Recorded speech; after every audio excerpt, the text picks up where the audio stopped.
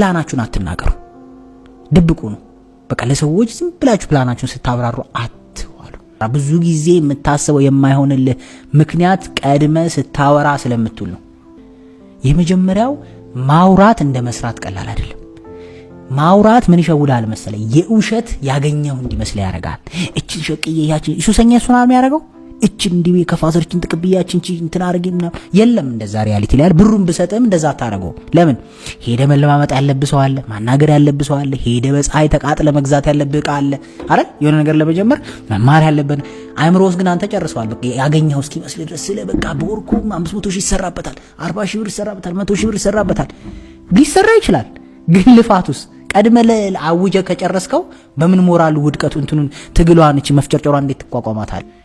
ሁለተኛው ደግሞ አላስፈላጊ የሆነ ክሪቲሲዝም ታስወግዳለህ። ትችት ይብቀ የሆነ የምታወራው ሁሉ ባወራ ቁጥር ሁሉ ሰው ጥሩ ሰው አይደለም። ቅንድብን የሚሰብር ሐሳብ ይነግራል፣ እንዳትሰራው የሚያረግ ሞራልን ይነካል። ምን አይሆንም እኮ ዘንድሮ ይላል። ስንት አለመ የተነሳውን ሐሳብ አይሳካልን ባክ ከበደ ሞክሮት ከስሯል ይላል።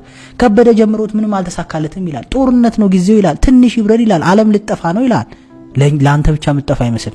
ሶስተኛው ደግሞ ለመለወጥ እድል አይሰጥም። በየቦታው የምትለፈልፍ ከሆነ ለማሻሻል ስራህን አፕዴት ለማድረግ ገብቷል። እስካሁን እዚህ ነህ እንደ ይላል እየመጣ ገብቷል። ለምሳሌ እንትን ጀምራለሁ እያልክ ታወራለህ። ለምሳሌ ሬስቶራንት ከፍታለሁ እያልክ በሄድክበት የምታውጅ ከሆነ ምግብ ቤት ብከፍት ልትተች ነው፣ ሙድ ሊያዝብህ ነው።